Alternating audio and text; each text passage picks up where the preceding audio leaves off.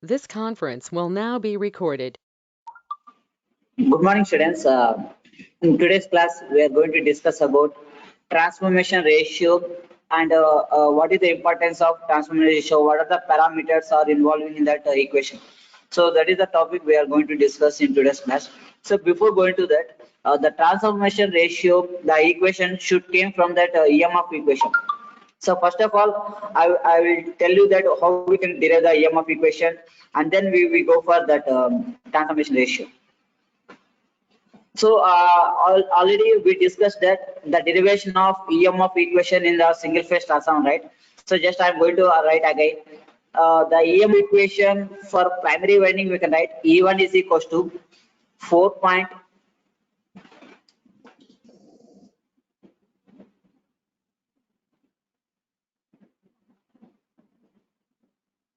So E1 is equals to 4.444 F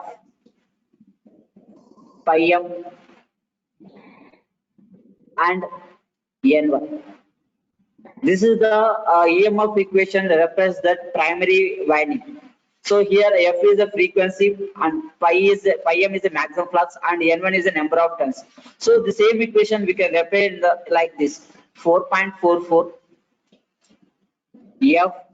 Instead of pi m we can write Bm into A, that is maximum flux density into A.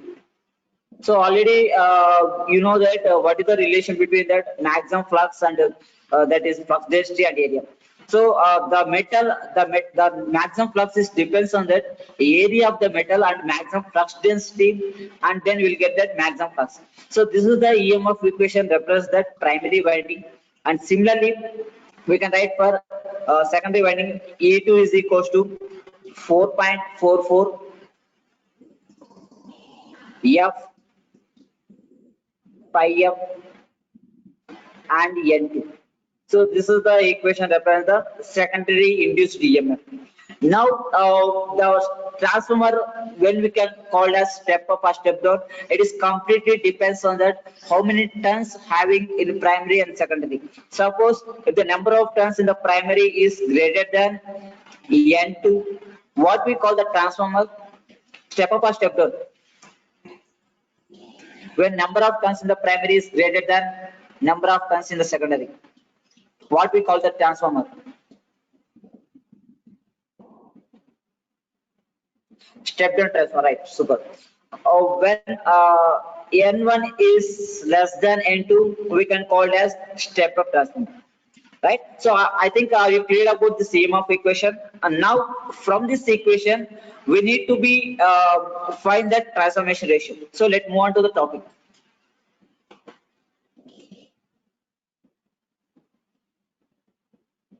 And we are going to do some few problems on this EMF equation. Then only you can get clarity on this EMF equation, how to solve the EMF problems on EMF equation. So this is the most important problems you can get from third unit.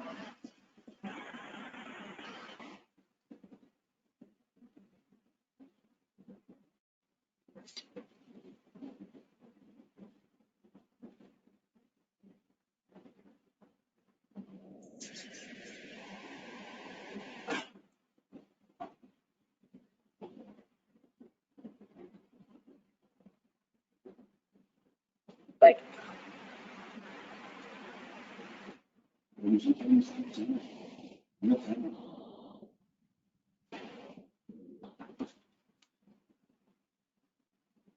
See, the transformation ratio, that is we can call as ratio of transformer. Here, the three important factors are we are going to discuss. One is voltage ratio, current ratio, volt and ratio. So these are the three parameters and three ratios we are going to discuss in the transformation ratio. So how we can write K in terms of voltage ratio? What is the K value in terms of voltage ratio? V1 by V2 or V2 by V1?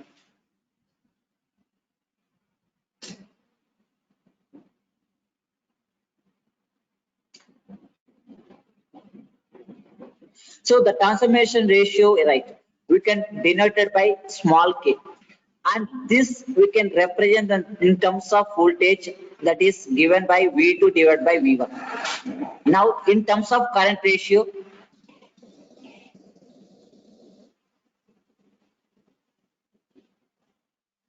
how we can represent in terms of current ratio? Right, I1 by I2. Next, from this volt ampere ratio, so how we can write volt ampere ratio means K is equals to, so just cross multiply this one, V2 I2 and V1 I1. If you make this ratio, then you will get that volt ampere ratio. Now this transformation ratio, finally we can obtain from this EMF equation. This equation represents that primary winding, right? What is the, so this equation is mainly obtained from that form factor. So what is the form factor here?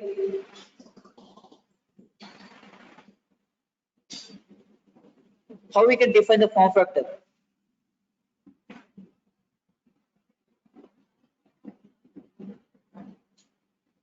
Right, the ratio between RMS value divided by average value, then you will get that form factor, and its value is 1.11. So this is the standard formula for form factor. Now we will see that how we can represent that equations. Right, so this is the equations, transformation ratio represent in terms of induced EMF and number of turns.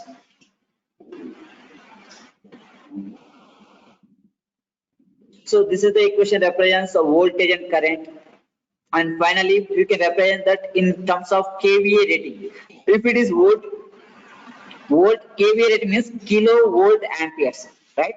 If it is only volt amperes rating, we can represent V1 I1 equals to V2 I2. But here we are mentioning that kVA.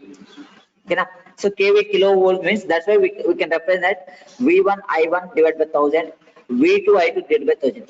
So generally kVA is the rating of power rating of transformer. So actually the power rating of motor and generator we can represent in terms of kilowatts. Why we can indicate the transformer power rating in terms of kVA? What is the way we can represent? So why we are using representation of power equation for that kVA rating?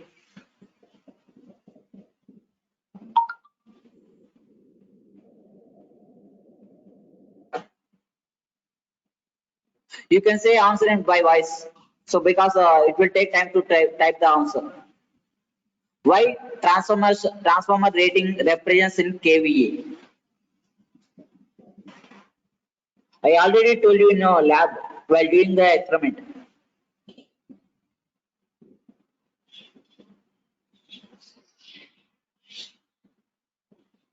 Why we are representing the transformer rating in kVA?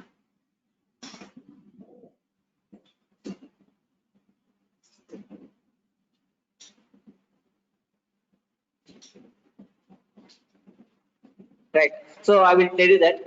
So kVA rating in the same, why transformer represents the kVA rating means, generally in a transformer we are facing the two types of losses, right? One is iron losses, another one is copper losses. Here iron losses is depends on that what type of material we are using. So iron losses is combination of eddy current and hysteresis, and copper losses is a depends on the load. Okay, now here the iron losses is depends on that what amount of voltage we are applying to the transformer. So when we apply the voltage to the transformer, due to this current will be flow, and this current makes that form a iron losses. So that's why the iron losses in the transformer should be depends on the voltage, and copper losses is depends on the current. Why? Because the copper losses is completely depends on the load. When we connected the load to the secondary, and it looks like a closed path. So when the circuit is closed path, then there is allowing of current, and the current is depends on that how much of load we are using. That's why if the load is increases, current also increases, finally we will get that copper losses. Already we have the formula, right, for copper losses, I square R. So that's why the losses happening in the transformer, one loss is due to the voltage, another loss is due to the current. That's why the transformer rating is represented in terms of kVA, kilovolt amperes. So that is the reason. So you may get for 2 marks question. So why the transformer rating represents in kVA rating? But in the case of motor and generator, the representation of power rating in kilowatts. Why? Because in these two devices, the energy should be convert. So you can converting from one form to another form. But in the case of transformer, you can't able to say converting. It is transferring from one level of voltage level to another level of voltage level. So that is the difference between that motor and generator and transformer.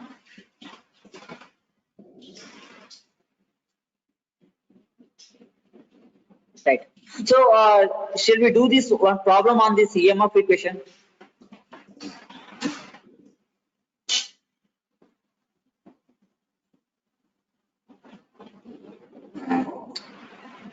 So just read this. I will read this question here.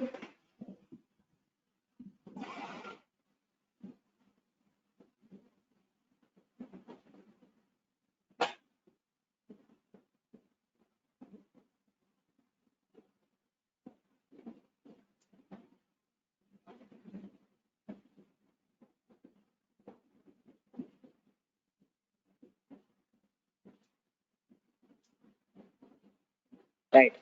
See this example, the maximum flux density in the core of 240 by 2400 volts 50 Hz single phase transformer is 1 Weber per meter square. If the EMF per turn is 8 volts, determine primary and secondary turns area of the core. So how we can determine this value?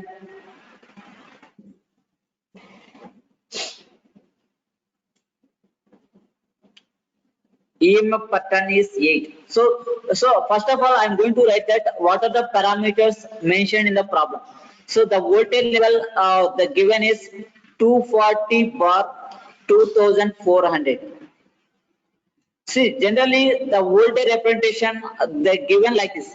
One value divided by one value. So in this value, this numerator represents that primary voltage and denominator represents that secondary voltage. So they are always representing like this voltage levels. So the primary voltage V1 is equals to 240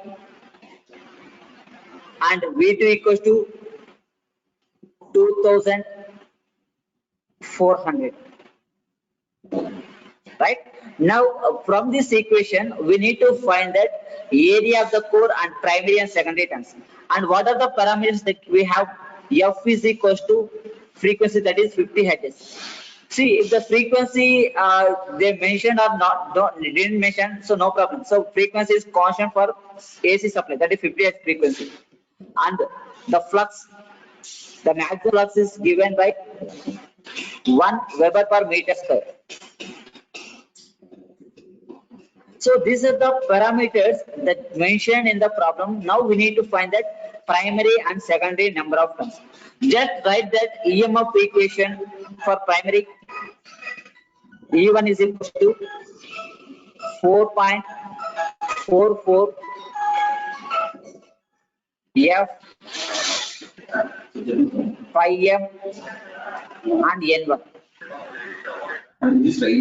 So this is the equation. Now from this EMF per turn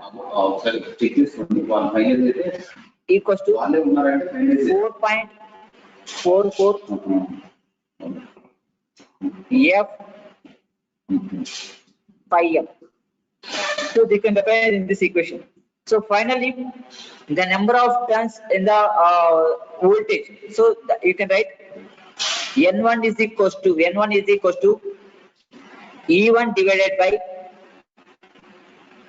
4.44 F into pi M. So this is the equation for finding the N1. So here, how we can write the value of E1?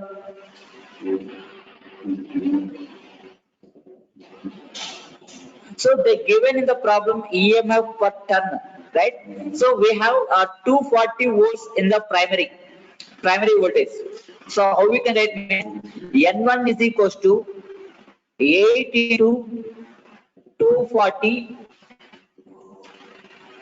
divided by 4.44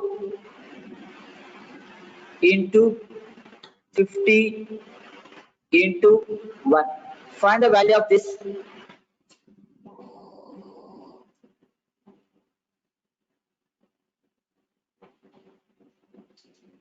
Find the value of N1.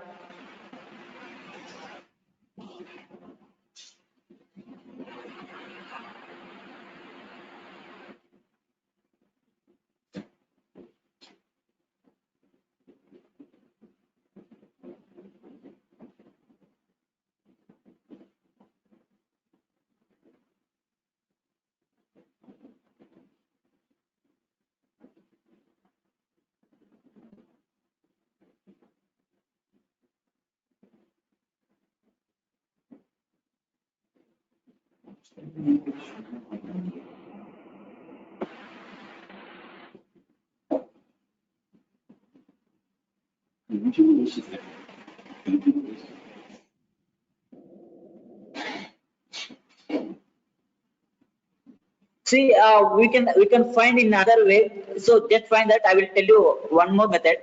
So generally, from the transformation ratio, we can write K is equals to V2 divided by V1 and N2 divided by N1, right? So here, what they given means, see, the voltage level is given by 2400 divided by 240. So that is 1 by 10.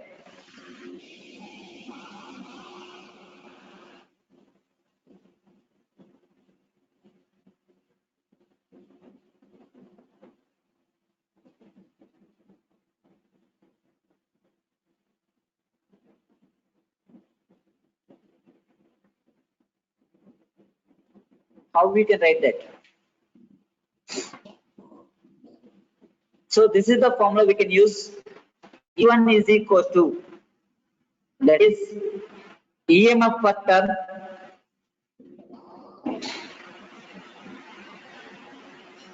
into N1, right? So from this, what is the E1 value? So here, from here you can write E2 divided by E1. So from this equation, you can represent that E1 is equals to V1, E2 equals to V2 from this transformation ratio, right? Now I am going to write this E1 is a V1, that is 240 equals to, what is the value of EMF per turn?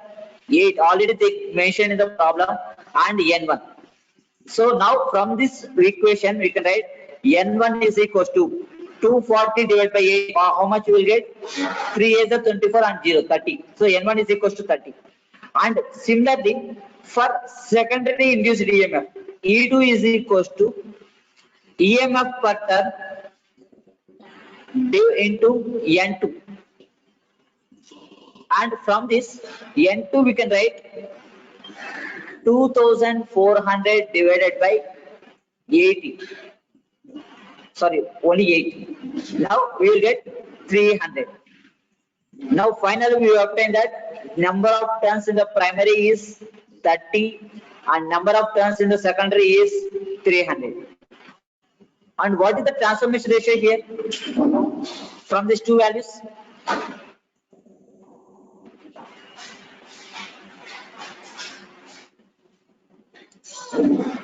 So here we know the value of N1 and N2. Then what is the value of transformation ratio? Right, 10, because 300 divided by 30. So the transformation ratio is 10:1. Okay now, so 10:1 in the sense it is a step-down transformer. If it is 1:10, then we can call it as step-up transformer. So our first problem is over. Now we need to find the area. So for finding the area, we need to use this equation.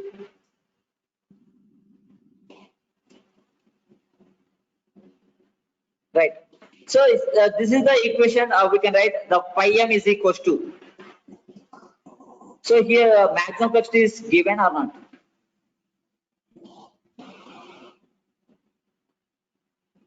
Maximum flux density. Oh, this one. Okay. So they given the maximum flux density.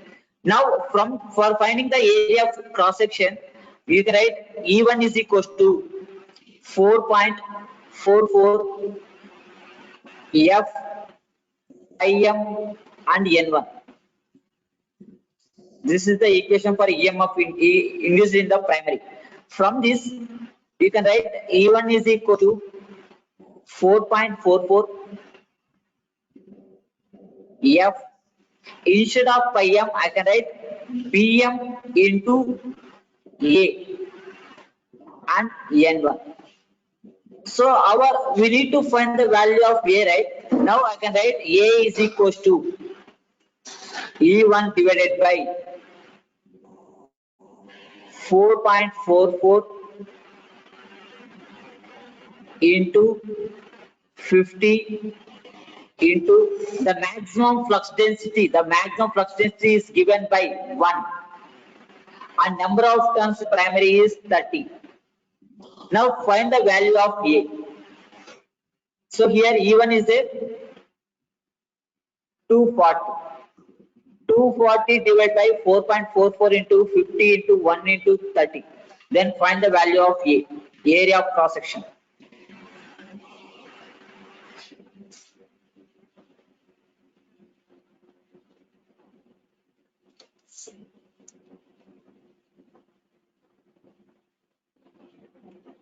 What you will get area?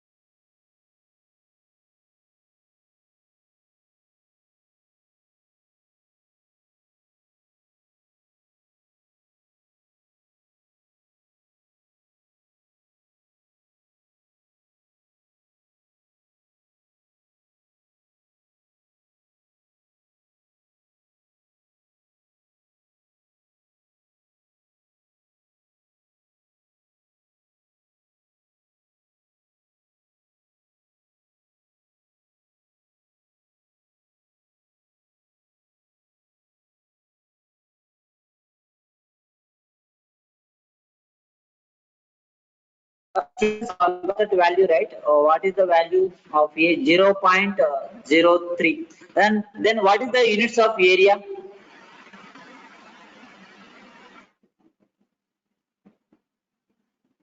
So we'll check that value of A.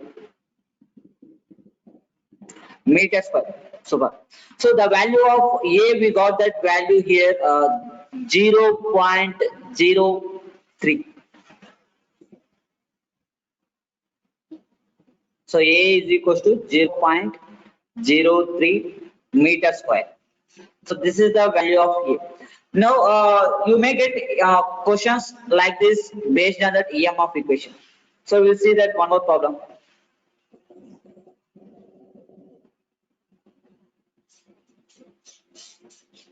Right. So this is the problem based on that EMF equation. Now we'll see that next topic is phasor diagram on transformer. So this is the most important topic.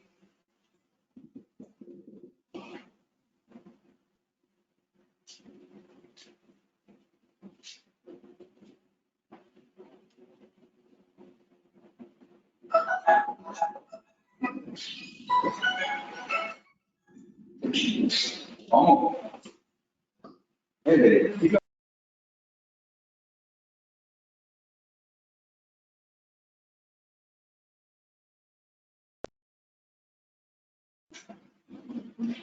Right. So this is the next topic, that is phasor diagram of transformer. So before that, what is mean by phasor diagram? So phasor diagram in the sense, the phase angle between that, what is the voltage and current. So it means that if you consider the primary winding, so primary winding we have the primary voltage, and see, observe here, in primary winding we have input, that is primary voltage and primary current. So we can call it is no load current. Now how the no load current and voltage should be looks like, so what is the angle between these two? Okay now, so that is given by the phasor diagram. So generally I already told you that power factor is denoted by cos pi. So power factor is nothing but the phase angle between that voltage and current is called as power factor. Now this power factor is shows that what is the quality of the power we are getting. Suppose if you are getting the graph like this, so that is this is the current angle and it is the voltage. The angle between the voltage and current is 90 degrees, and this is the reference of phase angle. So here the angle, the power factor is nothing but the phase angle between voltage and current. Okay, now, so same thing we are going to establish here when transformer is on no load condition and when transformer is on load condition. So that is the thing we are going to discuss. Now, while solving this phasor diagram and while drawing the phasor diagram, we need to know that different parameters. What are the parameters means? V1, E1, and V2 is 0. Why? Because we are connecting on no load condition. So here it is open circuit. So there is no voltage drop across the load. That's why V2 equals 0. And E2 is available here, and I0. So I0 is the combination of working component and magnetizing component, IC and IM. So already these two parameters we found in the OC and SC test. Okay, now let me see that how these parameters represents in the phasor diagram, that is graphical representation. So this is the graphical representation of these all parameters. Now if you observe this equation, if the graph, the voltage, the supply voltage and induced EMF both are in same phase. So same phase in the sense both in the same axis. Okay, so in this when it will obtain means when there is no load connecting on the transformer. If there is no load means, so the power should not be waste. Okay, now so it is completely how much of voltage we are upping the input, the same voltage is available and storing on the device, because we are not connecting any load on the secondary. That's why at no load condition, the input voltage, that is primary voltage and primary induced EMF, both are in same phase. And here when the voltage is applied in the primary, the current tends to be flow. that current makes that flux generating in the core. So the dotted lines denoted by the flux, and we are taking the flux like this. This is the x-axis denoted by the flux. Now, if you reference that I naught here, this is the I naught, that is no load current, and the I naught is a combination of working component, that is the IC plus IM. So here are these two currents. One is working component, another one is core loss component, and the addition of these two we can get that no load current. And in this condition, the angle between that voltage and current, that is pi naught. So this angle shows that phasor angle between the primary voltage and primary no load current. And if you see this diagram, the angle between the flux and induced EMF, it is 90 degrees. This is the phasor diagram, represents that when your transformer is connected to no load, right?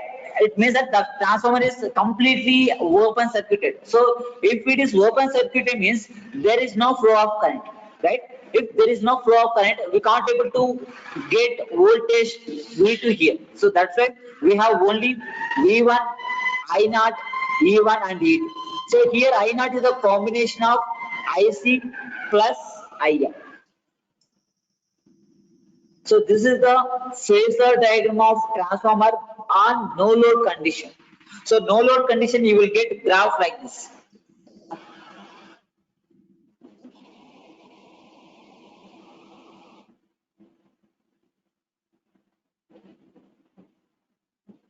Right. Now, if you observe if you connecting the load, see here, and this is the diagram represents that when we connected the load at the secondary, if you connected the load, then it makes a closed path. So when the circuit is closed, then there is allowing of current I2. Now we have the components V1, I naught, E1, E2, I2 and V2. So this is the parameters, and by using parameters we have to reference that phasor tag. Now if you observe this equation, see here, this is the pi x-axis. On x-axis you have to always reference the pi, and above the pi value you have to represent the V, and below you have to represent the E1. Now in this case, so there is the presence of I2 because we have connected the load on the secondary. So when we connect the load, then it makes a closed path, then there is allowing of current I2. Now this is the representation of I2, it is like this. Okay, now if you see this current in that, how it will be look like?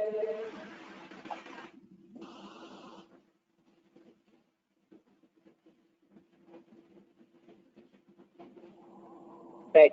See, if you see this diagram here, I2 and I2 dash. So I2 and I2 dash means when the current is flow through the secondary circuit, it means that the load should needs more current than what we required previous. అంటే మనకి ఎప్పుడైతే secondary అనేది load connect చేసినప్పుడు ఎక్కువ current అవసరం అవుతుంది.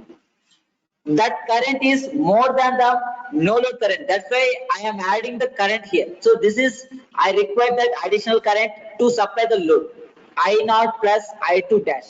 Now if you observe this I naught, I2 dash and I2, it should be like this. So this is the I2 and it is the I2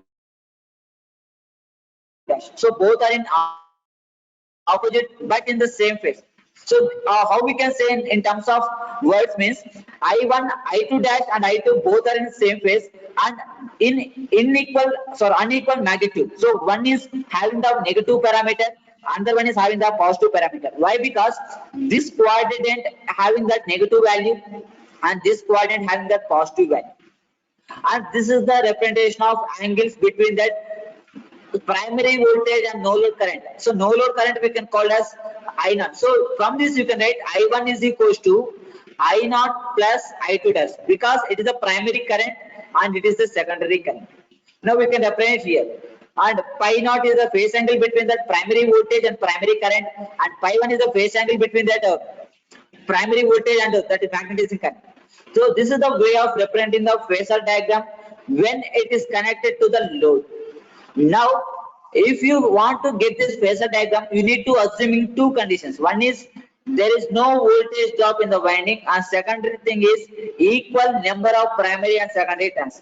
When it is happen means then you will get that E1 is equal to E2. Why? Because already we know the value of formula for transformation ratio, right? N2 is equal to N1 and E2 equals to E1. Now, when the primary number of turns and secondary number of turns both are equal, then you will get 1. E2 equals to E2 divided by E1, and finally you will get E2 is equals to E1.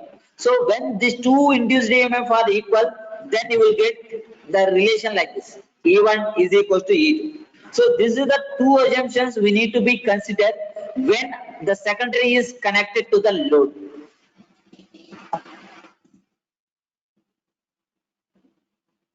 Next, so now we'll see that how many types of loads we have. So if you want to connect the load, it is always should be connected on the secondary, right? When the load is connected on the secondary, then there must be available of secondary current and secondary voltage. Generally, the loads are categorized into three types. So do you know that what are the three types of loads we have? What are the three types of loads we have?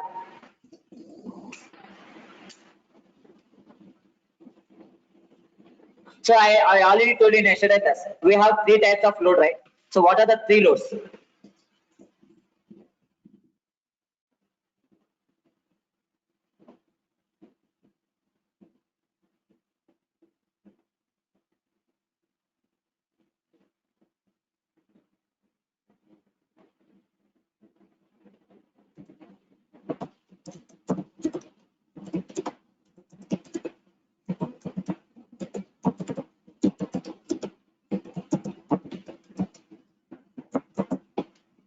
What are the three types of load?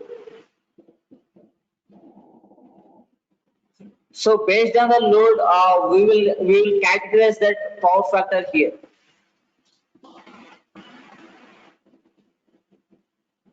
So right, resistive load. Then so just mention that letter. Right, super. So we have the three types of load: resistive load, inductive load, and capacitive load. Now, what is the difference between these three loads? Let me tell me that. Resistive load having that unity power factor, that is cos pi is equals to 1,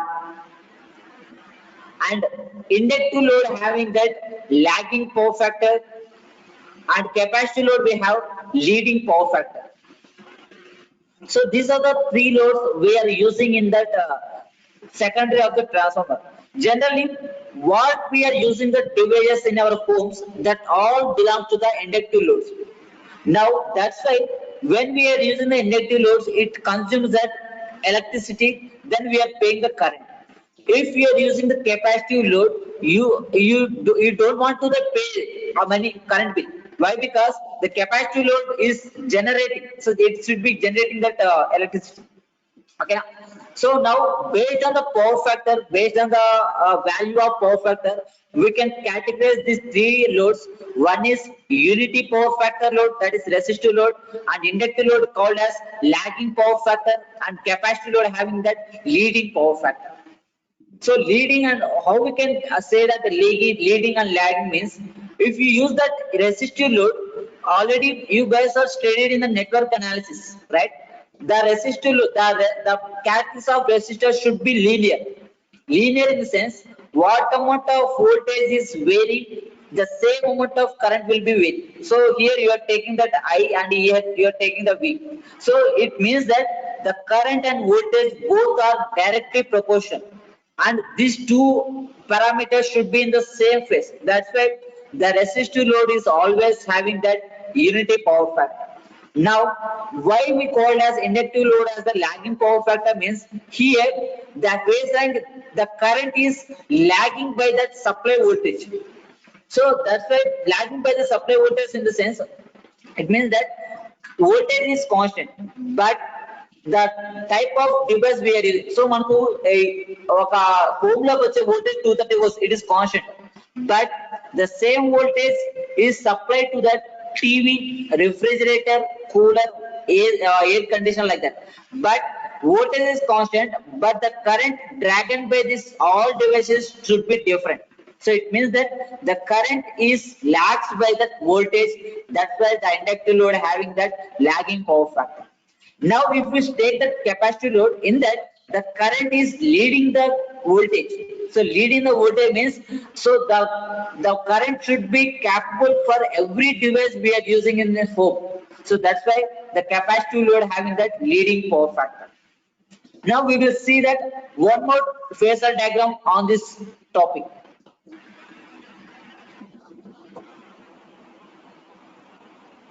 Right. So this is the phasor diagram with unity power factor load. Unity power factor load in the sense we are using when we are using the resistor load. Okay now. So when we are using a resistor load, you are getting the phasor diagram like this. First, initially you had to draw the straight line like this, right? In that you had to reference that upper side E1 and down side E2, and it is equals to V2 and it is equals to V1. And x-axis you have to take consider that pi. When the current is flowed to the secondary circuit, then the phasor diagram should be moves like this. So this is the part here. Now additionally we are getting this part, and this part is due to that when we are using the resistance load. So if you are getting this load, then you can form that right angle triangle with an angle of 90 degrees. Now if you are having the right angle triangle, how it will be means like it is a like see here. In that the base represents that resistance and the opposite side represents that reactance. Now from this equation, from this right angle triangle, how we can represent the Z? So what is the Pythagoras theorem? From the Pythagoras theorem, equals we can say that hypotenuse square is equals to adjacent square plus opposite square. So you can write Z square is equals to R square plus X square. The same thing we are getting from here. So this is the total lines represents the hypotenuse, that is represented by Z1, and the opposite side of angle we can reference X1. The base we can represent the resistance. So IE1 R1, I1 X1, I1 Z1. So this is the value of impedance for primary. So Z1 is equal to I1 R1 plus I2 R I1 X2. So this is the only phasor diagram. Additionally, we are getting when we are using the unity power factor. And this is for primary winding, and it is for secondary winding.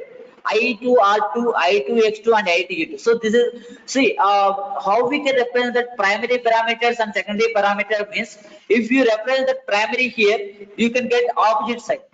So like that you have to reference. So here you are referring the primary parameters, that is resistance, reactance, and impedance. Quite opposite you are going to represent that secondary parameters, that is R2, X2, and Z2. So this is the phasor diagram we can get when we are using that unity power factor load. Let me see that one more phasor diagram. Right. So this is the diagram of when we are using that lagging power factor. So lagging power factor means, see here. So this is our actual current, but when you are using the lagging power factor, your graph becomes like this. It means that it is lagging and it will decreasing. So lagging means tagginattu. So if you are using the lagging power factor load, actually you are having the current direction like this, but the phasor diagram should be comes to down. Okay now, so just this is the simple indication for that lagging power factor.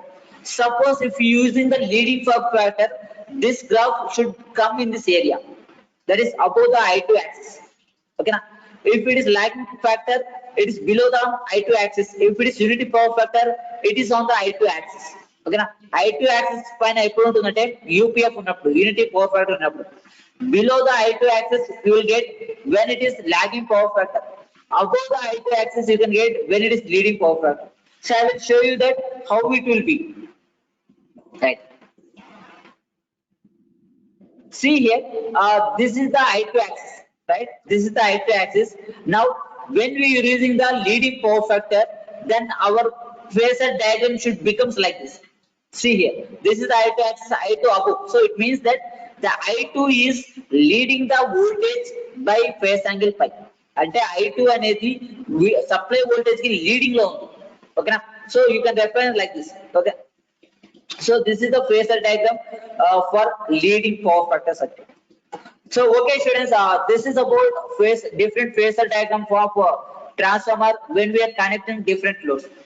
So already you guys are having that material, right? Just go through the material, then you can get the clarity. If you have any doubts, let me discuss in tomorrow class. Okay students, I'm going to end this class now. Thank you. In tomorrow class, we are going to discuss about equivalent circuit parameters of a single phase transformer. So I am going to end this class now. Thank you.